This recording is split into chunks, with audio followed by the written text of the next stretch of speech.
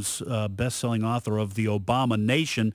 We want to talk to him about his new book, however, called Bad Samaritans, the ACLU's relentless campaign to erase faith from the public square. Dr. Corsi, welcome to the program. Gentlemen, good to be back with you. Thank you. Thank you, Dr. Corsi. Tim here with Ed. Tell us about your latest book here. Give us an overview, Bad Samaritans. Well, the book is about the ACLU. They're the Bad Samaritans, and their relentless campaign since they were founded in 1920 to erase Judeo-Christian faith from the public square, public schools, and now even beginning to attack various expressions of faith in the churches. It's a concerted effort. I detail in the book. Really did one of the more, I think, one of the more important books I've ever written. That the ACLU was founded by a group of radical socialists and communists in the 1920s, and their agenda has been, since their founding, to move the United States in the direction of becoming a socialist nation. And to do that, it was clear they had to attack the Judeo-Christian God and make the First Amendment into freedom from religion rather than freedom of religion, and to attack the traditional family, which the ACLU has been very systematically doing. Dr. Corsi, explain a little bit the title, Bad Samaritans. Obviously, many of our listeners and those watching are Christian. They have a Christian background. They've heard of the parable of the Good Samaritan. Is this a play off that? And if so, what is the meaning of the title? Well, the meaning of the title is, first of all, yes, it is a play off that. The Good Samaritan, of course, sees someone by the side of the road and offers help, when exceptional because Samaritans weren't known for being generous or hospitable to strangers. And the Bad Samaritan is the ACLU is the image here, and the ACLU sees Jesus Christ walking down the road and beats him to within an inch of his life and leaves him by the side of the road to die. So I'm saying that the ACLU is Bad Samaritans. They're out to destroy Christians and Christianity in a way that is a concerted effort to beat us up and let us die by the side of the road. Okay. Talking to Dr. Jerome R. Corsi, author of Bad Samaritans, the ACLU's relentless campaign to erase faith from the public square. The ACLU, they're a law group, right? I mean, they go to court. Well, ACLU group, yes, it's a group of, it stands for the American Civil Liberties Union. And it's a group of lawyers. There's some 300 chapters around the country, and the lawyers go into court. Many of the lawyers are part-time or pro bono, offering free services. They go into court to represent cases that the ACLU argues is going to advance liberty.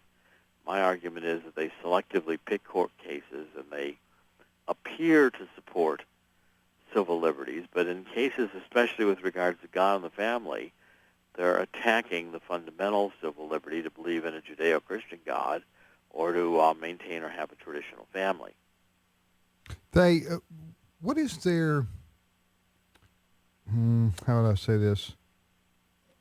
They think that they are, you think they're a sinister outfit, or do you think that they really believe they're defending the Constitution? No, I think the ACLU started out and continues to want to make the United States into a socialist or communist nation. Their agenda is a very far leftist agenda. But a communism is completely contrary to civil liberties. Well, exactly. And in fact, what has been achieved by the ACLU in a series of cases is that you can't today have a Christmas nativity scene in the public square. You can't have a Ten Commandments in the public square in front of a courthouse. A teacher can't put a Bible on their desk in the public school, even if it's used only for a private prayer of the teacher between classes. You can't have a football coach that says a prayer in public school before a football team goes out on the field. We have eliminated, and the ACLU has pressed cases arguing this separation of church and state, which, by the way, is a phrase that does not occur in the First Amendment. It does not occur anywhere in the our founding documents, Constitution, Declaration of Independence. It was in a private letter Thomas Jefferson wrote to the Danbury Baptist population, and Thomas Jefferson was assuring that population that government was not going to intervene after the First Amendment and close their church.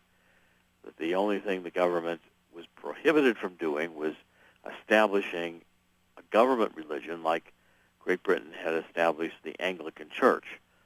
But other than that, it was government's responsibility, Thomas Jefferson wrote in that letter, to maintain an open public ability to express religion, all religions, without fear of being restrained or punished.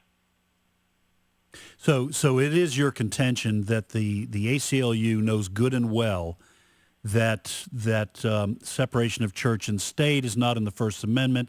You believe they understand good and well that what they are arguing for is actually contrary to the First Amendment. So you are arguing that this organization has sinister motivations, and they are purposefully distorting what the Founding Fathers did so they can bring in a godless version of Marxism. Is that fair? Yeah, that's correct. That's what I'm maintaining. And I'm maintaining they've hidden their Marxism, they've hidden their intentions.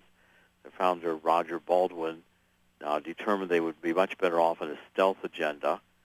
And they've done what many of the radicals have done since the 50s. They presented themselves as liberal Democrats with a small d. In fact, I even discuss in the book W. Cleon Skousen's book, The Naked Communist, in which he gives a list of the agendas of the ACLU and actually the Communist Party as stealth agendas, appearing not to be communist. The agenda, page 175 of the book, just quickly to scan it, get control of the schools, use them as transmission belts for socialism and communist propaganda, soften the curriculum, get control of the teachers' associations, put Communist Party line in textbooks, eliminate all laws governing obscenity, calling them censorship and a violation of free speech, break down the cultural standards of morality by promoting pornography and obscenity, books, magazines, motion pictures, radio and TV, present homosexuality, degeneracy, and promiscuity as normal, healthy, and natural, infiltrate the churches and replace revealed religion with social religion, discredit the Bible, and emphasize the need for intellectual maturity that doesn't need a religious crutch, eliminate prayer or any expression of religious expression in the schools on the ground that it violates the principle of church and state, discredit the American Constitution by calling it inadequate, old-fashioned, out of step with the times, discredit the Founding Fathers, present them as selfish aristocrats, discredit the family. This is the agenda the ACLU has been pursuing. And as W. Cleon Skousen predicted when he, in 1958, published The Naked Communist, this was the direction the Communist Party had decided to go underground in reaction to the attacks they were then getting from Senator Joe McCarthy. And the intent of the far left was to essentially become the progressives they are today, and their tactics have been to take over the agenda of the Democratic Party and to make it, in fact, moving in this secular direction heading towards socialism. Well, and they've been largely successful. I mean, this part of your book, and by the way, I think Skousen's book, The Naked Communist, for people who are listening, I think you can get that free online. I think it's in a PDF. But you talk about discrediting the family as an institution, encourage promiscuity and easy divorce, emphasize the need to raise children away from the negative influence of parents. And you have a long list on page 175. I mean, they have achieved almost all these things. So to one extent or another, I mean, they don't have full agreement on the part of the American people, but they've achieved a lot of this. Right, and I'm pointing out the dangers of, now beginning to attack religion even in the church itself. And we point this out, the ACLU is not only defending same-sex marriage, they're now defending pedophilia. They've been in court representing defendants on this NAMBLA, the North American Man-Boy Love Association. And the agenda, once the ACLU were to get a Supreme Court decision saying same-sex marriage is constitutional justification, then suddenly any minister who from the pulpit preaches against homosexuality from a biblical perspective is going to be considered to having committed a hate crime. And that church will then be attacked by the ACLU to remove its tax-exempt status. This is what's being done now in states like California, where the Boy Scouts are under attack, unless they allow gay scoutmasters to have their tax-exempt status removed. So, I mean, this is within the churches.